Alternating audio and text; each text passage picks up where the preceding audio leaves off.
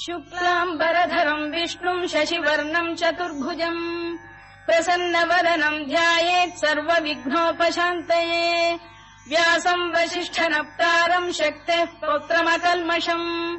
पराशरात्मजम् वन्दे शुकतातम् तपोनिधिम् व्यासाय विष्णुरूपाय व्यासरूपाय विष्णवे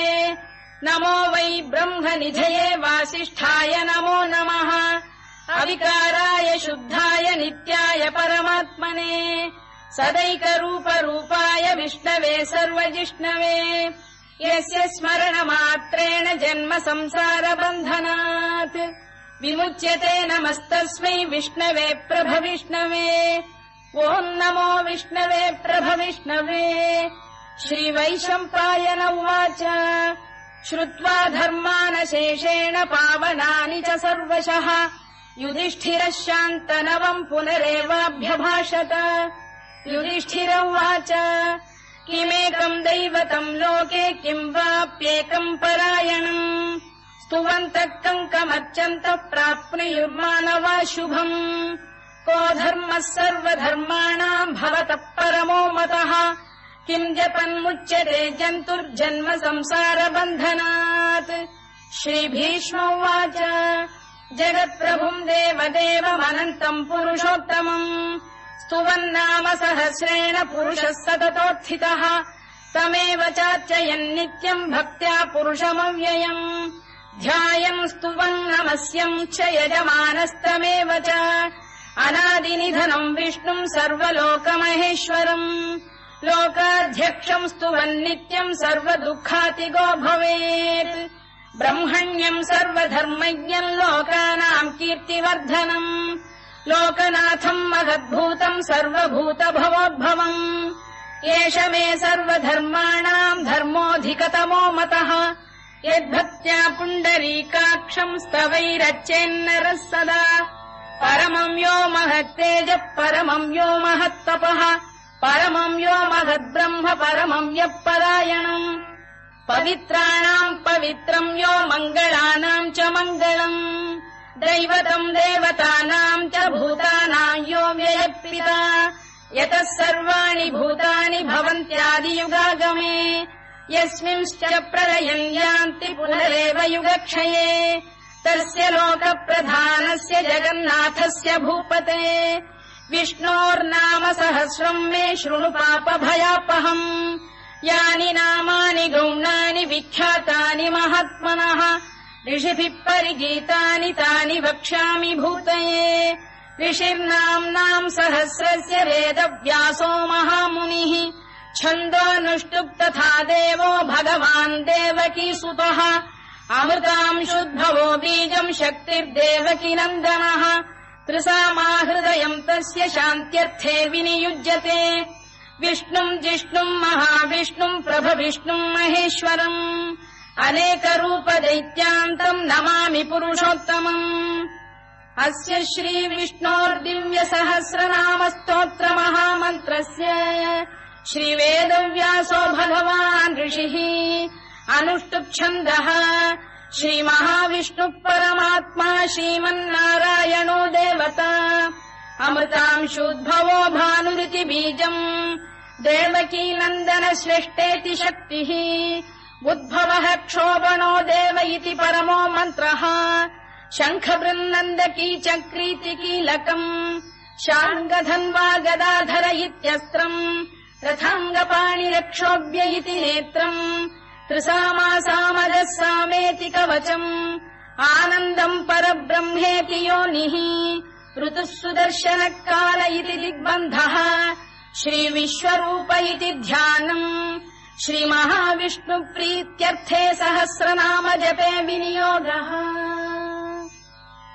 ध्यानम् क्षीरोदन्वत्प्रदेशे शुचिमणिविलसत्सैकते मौक्तिकानाम्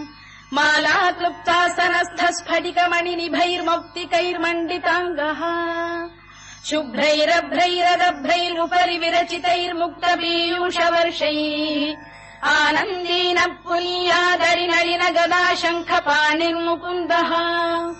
भूः पादौ यस्य नाभिर्विहदसुरनिलश्चन्द्रसूर्यौ च नेत्रे कर्णावाशा शिरोद्यौर्मुखमपि दहनो यस्य वास्तेयमब्धिः अन्तस्थम् यस्य विश्वम् सुरनरखगो भोगि गन्धर्व दैत्यैः चित्रम् रम्यते तम् त्रिभुवन वपुषम् विष्णुमीशम् नमामि। ॐ नमो भगवते वासुदेवाय। शान्ताकारम् भुजगशयनम् पद्मनाभम् सुरेशम् विश्वाधारम् गगनसदृशम् मेघवर्णम् शुभाङ्गम् लक्ष्मीकान्तम् कमलनयनम् योगिहृद्ध्यानगम्यम् वन्दे विष्णुम् भवभयहरम् सर्वलोकैकनाथम् मेघश्यामम् पीतकौशेयवासम् श्रीवत्साङ्कम् कौस्तुभोद्भासिताङ्गम् पुण्योपेतम् पुण्डरीकायताक्षम् विष्णुम् वन्दे सर्वलोकैकनाथम् नमः समस्तभूतानामादिभूताय भूभृते अनेकरूपरूपाय विष्णवे प्रभविष्णवे सशङ्खचक्रम् सकिरीटकुण्डलम् सपीतवस्त्रम् सरसीरुहेक्षणम् सहारवक्षस्थलशोभिकौस्तुभम् नमामि विष्णुम् शिरसा चतुर्भुजम् छायायाम् पारिजातस्य हेमसिंहासनोपरि आसीनमम्बुदश्याममायताक्षमलङ्कृतम् चन्द्राननम् चतुर्बाहुम् श्रीवत्साङ्कितवक्षसम् रुक्मिणी सत्यभामाभ्याम् सहितम् कृष्णमाश्रये।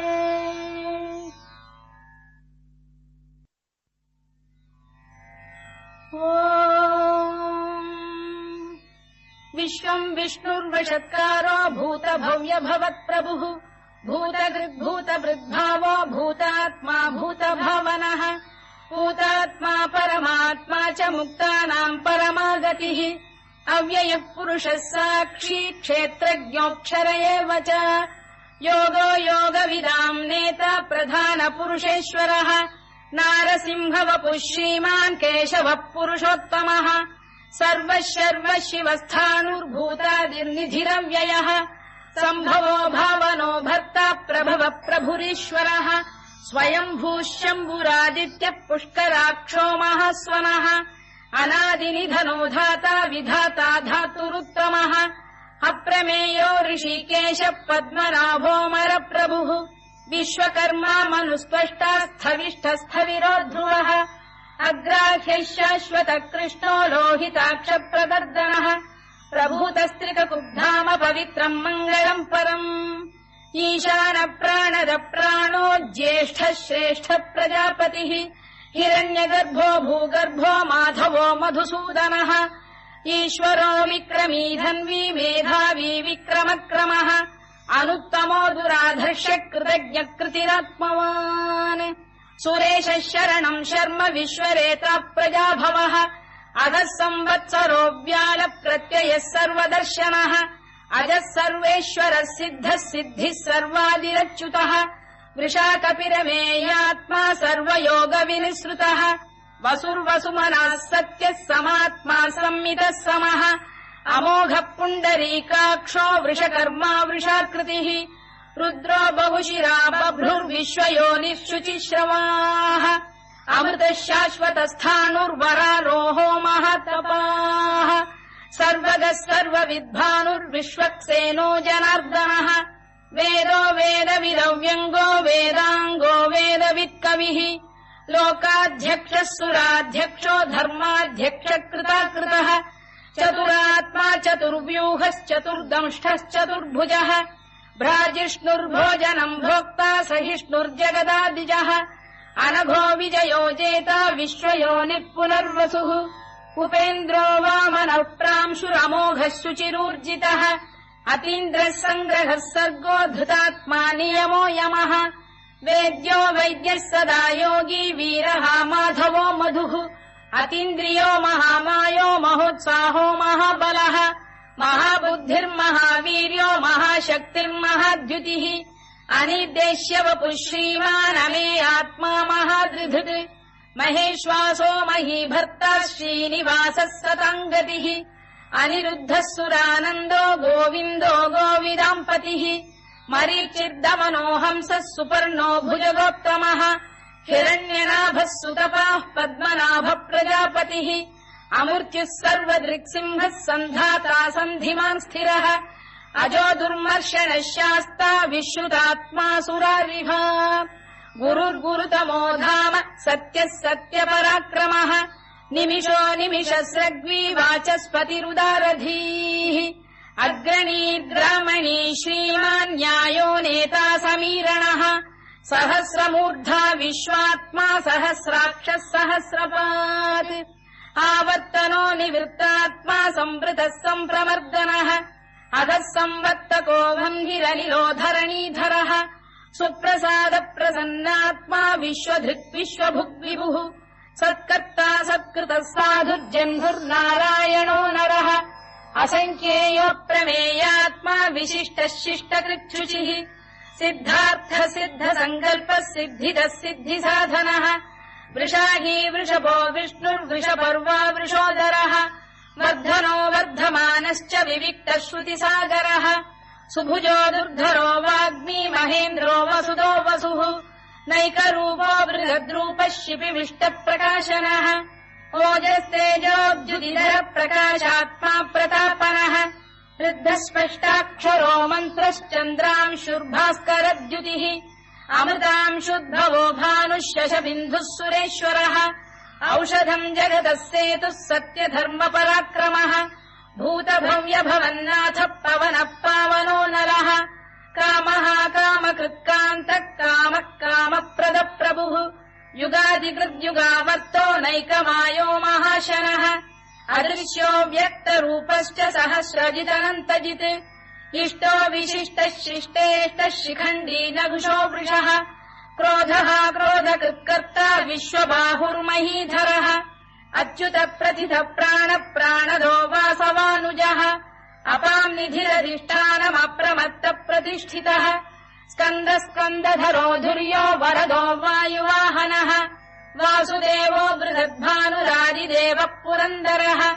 अशोकस्तारणस्तारः शूरः शौरिर्जनेश्वरः अनुकूलः शतावर्तः पद्मी पद्मनिभेक्षणः पद्मनाभोरविन्दाक्षः पद्मगर्भः शरीरभृत् महर्धिर्वृद्धो वृद्धात्मा महाक्षो गरुडध्वजः अतुलः शरभो भीमः समयज्ञो हविर्हरिः सर्वलक्षणलक्षण्यो लक्ष्मीवान् समितिञ्जयः विक्षरो रोहितो मार्गो हेतुर्दामोदरः सः महीधरो महाभागो वेगवानमिताशनः उद्भवः क्षोभणो देवः श्रीगर्भः परमेश्वरः करणम् कारणम् कर्ता विकर्ता गहनो गुहः व्यवसायो व्यवस्थानः संस्थानस्थानदो ध्रुवः परद्धिः परमस्पष्टः तुष्टः पुष्टः शुभेक्षणः रामो विरामो विरतो मार्गो नेयोनयोनयः वीरः शक्तिमताम् श्रेष्ठो धर्मो धर्मविदुत्तमः वैकुण्ठः पुरुष प्राण प्राणद प्रणव पृतुः हिरण्यगर्भः शत्रुघ्नो व्याप्तो वायुरभोक्षजः ऋतुः सुदर्शनकार परमेष्ठी परिग्रहः उग्रः संवत्सरो दक्षो विश्रामो विश्वदक्षिणः विस्तारस्थावरस्थाणुप्रमाणम् बीजमव्ययम् अर्थोऽनर्थो महाकोशो महाभोगो महाधनः अनिर्विण्णस्थविष्ठो भूर्धर्मयूपो महामखः नक्षत्रनेमिर्नक्षत्री क्षमः क्षामः समीहनः यज्ञयुज्यो महेद्यश्च क्रतुः सत्रम् सताम् गतिः सर्वदर्शी विमुक्तात्मा सर्वज्ञो ज्ञानमुत्तमम् सुव्रतः सुमुखः सूक्ष्मः सुघोषः सुखरः सुहृद् मनोहरोजितक्रोधो वीरबाहुर्विदारणः स्वापनः स्ववशो व्यापी नैकात्मानैककर्मकृत् वत्सरो वत्सलो वत्सी रत्नगर्भोधनेश्वरः धर्मकृद्धर्मकृद्धर्मी सदसक्षरमक्षरम् अविज्ञाता सहस्रांशुर्विधाता कृतलक्षणः दभस्तिनेमिः सत्तस्तः सिंहो भूतमहेश्वरः आदिदेवो महादेवो देवेशो देवभृद्गुरुः उत्तरो गोपतिर्गोप्ता ज्ञानगम्यः पुरातनः शरीरभूतवृद्भोक्ता कपीन्द्रो भूरि दक्षिणः सोमपोऽमृतपः सोमः पुरुजित् पुरुसत्तमः विनयो जयः सत्यसन्धो दाशार्हः सात्वताम् पतिः जीवो विनयिता साक्षी मुकुन्दोमित विक्रमः अम्भो निधिरनन्तात्मा महोदधिशयोऽन्तकः अजो महार्घः स्वाभाव्यो जिता मित्र प्रमोदनः आनन्दो नन्दनो नन्दः सत्यधर्मा त्रिविक्रमः महर्षि कपिलाचार्य कृतज्ञो मेदिनीपतिः त्रिपुरस्त्रिदशाध्यक्षो महाशृङ्गकृतान्तकृत् महावराहो गोविन्दः सुषेणः कनकाङ्गिनी गुह्यो गभीरो गहनो गुप्तश्चक्रगदाधरः मेधास्वाङ्गो जितः कृष्णो दृढः सङ्कर्षणोच्युतः वरुणो वारुणो वृक्षः पुष्कराक्षो महामनाः भगवान् बलहानन्दी वनमाली हलायुधः आदित्यो ज्योतिरादित्यः सहिष्णुर्गतिसप्तमः सुधन्वाखण्ड परशुर्दारुणो द्रविणप्रदः दिवस्पृक् सर्वदृग्व्यासो वाचस्पतिरयो निजः त्रिसामासामगः साम निर्वाणम् भेषजम् भिषज सन्न्यासकृच्छमः शान्तो निष्ठा शान्तिपरायणम् शुभाङ्गः शान्तिदः स्रष्टा कुमुदः कुवलेशयः गोहितो गोपतिर्गोप्ता वृषभाक्षो वृषप्रियः अनिवर्ती निवृत्तात्मा संक्षेप्ताक्षेमकृच्छिवः श्रीवत्सवक्षः श्रीवासः श्रीपतिः श्रीमताम्बरः श्रीधः श्रीशः श्रीनिवासः श्रीनिधिः श्रीविभावनः श्रीधर श्रीकर श्रेयः श्रीमान् लोकत्रयाश्रयः स्वक्षस्वङ्गः शतानन्दो नन्दिर्ज्योतिर्गणेश्वरः विजितात्मा विधेयात्मा सत्कीर्तिश्छिन्न संशयः उदीर्णः सर्वतश्चक्षुरनीशः शाश्वतस्थिरः भूषयो भूषणो भूतिर्विशोकः शोकनाशनः अर्चिष्मानर्चितः कुम्भो विशुद्धात्मा विशोधनः अनिरुद्धो प्रतिरथ प्रद्युम्नोमित विक्रमः कालनेमिनिः वीरः शौरिः शूरजनेश्वरः त्रिलोकात्मा त्रिलोकेशः केशवः केशिहा हरिः कामदेवः कामपालः कामी कान्तकृतागमः अनिर्देश्य वपुर्विष्णुर्वीरोऽनन्तो धनञ्जयः ब्रह्मण्यो ब्रह्मकृद्ब्रह्मा ब्रह्म ब्रह्मविवर्धनः ब्रह्मविब्राह्मणो ब्रह्मी ब्रह्मज्ञो ब्राह्मणप्रियः महाकमो महाकर्मा महातेजा महोरगः महाक्रतुर्महायज्वा महायज्ञो महाहविः स्तव्यस्तव प्रियस्तोत्रम् स्तुतिस्तोतारणप्रियः पूर्णः पूरयिता पुण्यः पुण्यकीर्तिरनामयः मनोजवस्तीर्थकरो वसुरेता वसुप्रदः वसुप्रदो वासुदेवो वसुर्वसुमनाहविः सद्गतिः सत्कृतिः सत्ता सद्भूतिः सत्परायणः शूरसेनो यदुश्रेष्ठः सन्निवासः सुयामुनः भूतावासो वासुदेवः सर्वासु निलयो नलः दर्पः दर्पदो दृप्तो दुर्धरोऽथा पराजितः विश्वमूर्तिर्महामूर्तिर्दीप्तमूर्तिरमूर्तिमान् अनेकमूर्तिरव्यक्तः शतमूर्तिः शताननः एकोनैकः सवक्कः किम् यत्तत्पदमनुत्तमम् लोकबन्धुर्लोकनाथो माधवो भक्तवत्सलः सुवर्णवर्णो हेमाङ्गो वराङ्गश्चन्दनाङ्गदी वीरः विषमः शून्यो घृता शीरचरश्चरः अमानी मानदो मान्यो लोकस्वामी त्रिलोकधृत् सुमेधा मेधजो धन्यः सत्यमेधाधराधरः तेजो वृषोद्युतिधरः सर्वशत्रुभृताम्बरः प्रग्रहो निग्रहो व्यग्रो नैकशृङ्गो गदाग्रजः चतुर्मूर्तिश्चतुर्बाहुश्चतुर्व्यूहश्चतुर्गतिः चतुरात्मा चतुर्भावश्चतुर्वेदविदेकपात् समावर्तो निवृत्तात्मा दुर्जयो दुरतिक्रमः दुर्लभो दुर्गमो दुर्गो दुरावासो दुरारिः शुभाङ्गो लोकसारङ्गः सुतन्तु वर्धनः इन्द्रकर्मा महाकर्मा कृतकर्मा कृतागमः उद्भवः सुन्दरः सुन्दरो रत्ननाभः सुलोचनः अर्को वाजसनः शृङ्गी जयन्तः सर्वविजयी सुवर्णबिन्दुरक्षोभ्यः सर्ववागीश्वरेश्वरः महाह्रदो महागर्तो महाभूतो महानिधिः कुमुदः कुन्दरः कुन्दः पर्जन्यः पावनो निलः अमृताशोऽमृतवपुः सर्वज्ञः सर्वतोमुखः सुलभः सुव्रतः सिद्धः शत्रुजिच्छत्रुतापनः न्यग्रोधोदुम्बरोश्चतश्चाणूरान्ध्रैषूदनः सहस्रार्चिः सप्तजिह्वः सप्तैधाः सप्तवाहनः अमूर्तिरनघोचिन्त्यो भयगृद्भयनाशनः अणुबृहत्कृशस्थूलो गुणभृन्निर्गुणो महान् अधृतस्वधृतस्वास्य प्राग्वंशो वंशवर्धनः धारभृत्कथितो योगी योगीशः सर्वकामदः आश्रमश्रमणः क्षामः सुपर्णो वायुवाहनः धनुर्धरो धनुर्वेदो दण्डो दमयिता दमः अपराजितः सर्वसहो नियन्ता नियमो यमः सत्त्ववान् सात्विकः सत्यः सत्यधर्मपरायणः अभिप्रायप्रियार्होरः प्रियकृत्प्रीतिवर्धनः विहाय सगतिर्ज्योतिः सुरुचित्पुतभुग्विभुः रविर्विरोचनः सूर्यः सवितारविलोचनः अनन्तो हुतभुग्भोक्ता सुखदो नैकजोऽग्रजः अनिर्विण्णः सदामर्षी लोकाधिष्ठानमद्भुतः सनात्सनातनतमः कपिलः कपिरव्ययः स्वस्तिदः स्वस्तिकृत् स्वस्ति स्वस्तिभुक् स्वस्ति दक्षिणः अरौद्रः कुण्डली चक्री विक्रम्यूर्जितशासनः शब्दातिकः शब्दसः शिशिरः शर्वरीकरः अक्रूरपेशलो दक्षो दक्षिणः क्षमिणाम्बरः विद्वत्तमो वीतभयः पुण्यः श्रवणकीर्तनः उत्तारणो दुष्कृतिः पुण्यो दुःस्वप्ननाशनः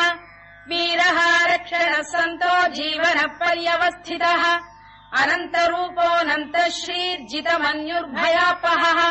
चतुरश्रो गभीरात्मा विदिशो व्यादिशो दिशः अनाधिर्भूर्भुवो लक्ष्मी सुवीरो रुचिराङ्गदः जननो जनजन्मादिर्भीमो भीमपराक्रमः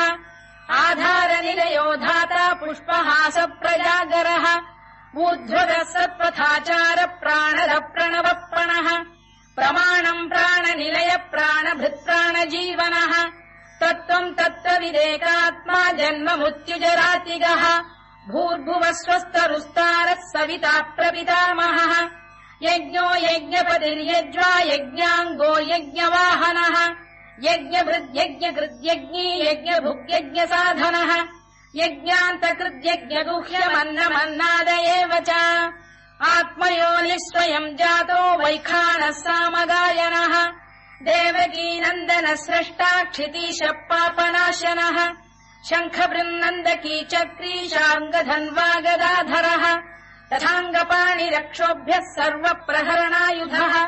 सर्वप्रहरणायुधवो नम इति वनमाली गरीशाङ्गी शङ्खी चक्री च नन्दकी श्रीमान्नारायणो विष्णुर्वासुदेवोऽभिरक्षतु वनमाली गरीशाङ्गी शङ्खी चक्री च नन्दकी श्रीमान्नारायणो विष्णुर्वासुदेवोऽभिरक्षतु वनमाली गरीशाङ्गी शङ्खी चक्री च नन्दकी श्रीमान्नारायणो विष्णुर्वासुदेवोऽभिरक्षतु इतीदम् कीर्तनीयस्य केशवस्य महात्मनः नाम्नाम् सहस्रम् दिव्यानामशेषेण प्रकीर्तितम् य इदम् शृणुयान् नित्यम् यश्चापि परिकीर्तयेत् नाशुभम् प्राप्नुयात् किञ्चित् सोमुत्रेह च मानवः वेदान्तको ब्राह्मणस्य क्षत्रियो विजयी भवेत् वैश्यो धनसमृद्धस्य क्षुद्रः सुखमवाप्नुयात् धर्मार्थी प्राप्नुयात् धर्ममर्थार्थी चार्थमाप्नुयात् कामानवाप्नुयात् कामी प्रजार्थी चाप्नुयात् प्रजाम् भक्तिमान् यः सदोत्थाय शुचिस्तद्गतमानसः सहस्रम् वासुदेवस्य नाम्नामेतत्र कीर्तयेत् यशः प्राप्नोति विपुलम् याति प्राधान्यमेव च अचलाम् श्रियमाप्नोति श्रेयः प्राप्नोत्यनुत्तमम् न भयम् क्वचिदाप्नोति वीर्यम् तेजश्च विन्दति भवत्यरोगोद्युतिमान् बलरूपगुणान्वितः रोगार्तो मुच्यते रोगात् बद्धो मुच्येत बन्धनात् भयान्मुच्येत भीतस्तु मुच्येतापन्न आपदः दुर्गाण्यतितरत्याशु पुरुषः पुरुषोत्तमम् सुवन्नाम सहस्रेण नित्यम् भक्तिसमन्वितः वासुदेवाश्रयो मर्त्यो वासुदेवपरायणः सर्वपापविशुद्धात्मा याति ब्रह्म सनातनम् न वासुदेव भक्तानामशुभम् विद्यते क्वचित् जन्म मृत्युजरा व्याधि भयम् नैवोपजायते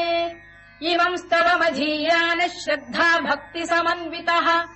युज्येतात्मसुखक्षान्ति श्रीधृति स्मृतिकीर्तिभिः न क्रोधो न च मात्सर्यम् न लोभो न शुभामतिः भवन्ति कृतपुण्यानाम् भक्तानाम् पुरुषोत्तमे द्यौः चन्द्रार्कनक्षत्राखम् दिशो भूर्महो दधिः वासुदेवस्य वीर्येण विधृतानि महात्मनः ससुरासुरगन्धर्वम् स यक्षोरगराक्षसम् जगत्वशे वर्ततेदम् कृष्णस्य सचराचरम् इन्द्रियाणि मनो बुद्धिः सत्त्वम् तेजो बलम् धृतिः वासुदेवात्मकान्याहुः क्षेत्रम् क्षेत्रज्ञ एव च सर्वागमानामाचार प्रथमम् परिकल्पते आचार प्रभवो धर्मो धर्मस्य प्रभुरच्युतः ऋषयः पितरो देवा महाभूतानि धातवः जङ्गमाजङ्गमम् चेदम् जगन्नारायणोद्भवम् योगो ज्ञानम् तथा साङ्ख्यम् विद्या शिल्पादिकर्म च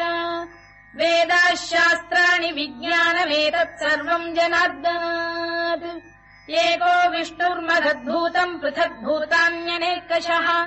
त्रीन् लोकान् व्याप्य भूतात्मा भुङ्क्ते विश्वभुवव्ययः इमम् स्तवम् भगवतो विष्णोर्व्यासेन कीर्तितम् पठेद्य इच्छेत् पुरुषः श्रेयत् प्राप्तुम् सुखानि च विश्वेश्वरमजम् देवम् जगतः प्रभुमव्ययम् भजन्ति ये पुष्कराक्षम् न ते यान्ति पराभवम् ओन्नम इति अर्जुनोवाच पद्मपत्र विशालाक्ष पद्मनाभसुरोत्तमा भक्तानामनुरक्तानाम् त्राता भव जनार्दन श्रीभगवानुवाच यो माम् नाम सहस्रेण स्तोतुमिच्छति पाण्डव सोऽहमेकेन श्लोकेन स्तुत एव न संशयोन्नम इति व्यासोवाच वासनाद्वासुदेवस्य वासितम् भुवनत्रयम् सर्वभूतनिवासोऽसि वासुदेव नमोऽस्तु ते वासुदेव नमोऽस्तु ओन्नम इति पार्वत्युवाच केनोपायेन लघुना विष्णोर्नाम सहस्रकम् पठ्यते पण्डितैर्नित्यम् श्रोतुमिच्छाम्यहम् प्रभो ईश्वरोवाच श्रीराम राम रामेति रमे रामे मनोरमे सहस्रनाम तत्तुल्यम् राम नाम वरानने श्रीराम राम रामेति रमे रामे मनोरमे सहस्रनाम तत्तुल्यम् राम नाम वरानने श्रीराम राम रामेति रमे रामे मनोरमे सहस्रनाम तत्तुल्यम् राम नाम वरानने राम नाम वराननमोन्नम इति ब्रह्मोवाच नमोऽस्त्वनन्ताय सहस्रमूर्तये सहस्रपादाक्षि शिरोरुबाहवे सहस्रनाम्ने पुरुषाय शाश्वते सहस्रकोटियुगधारिणे नमः सहस्रकोटियुगधारिणे ओन्नम इति सञ्जय उवाच यत्र योगेश्वर कृष्णो यत्र पार्थो धनुर्धरः तत्र श्रीविजयो भूतिर्ध्रुवानीतिर्मतिर्मम श्रीभगवानुवाच अनन्याश्चिन्तयन्तो मां ये जनाः पर्युपासते तेषाम् नित्याभियुक्तानाम् योगक्षेमम् वहाम्यहम् परित्राणाय साधूनाम् विनाशाय च दुष्कृताम् धर्म संस्थापनार्थाय सम्भवामि युगे युगे आर्ता विषण्णाः शिथिलाश्च भीता घोरेषु च व्याधिषु वर्तमानाः संकीर्त्य नारायण शब्दमात्रम् विमुक्त दुःखाः सुखिनो भवन्तु कायेन वाचा मनसेन्द्रियैर्वा बुद्ध्यात्मना वा प्रकृते स्वभावात् करोमि यद्यत् सकलम् परस्मै नारायणायेति समर्पयामि।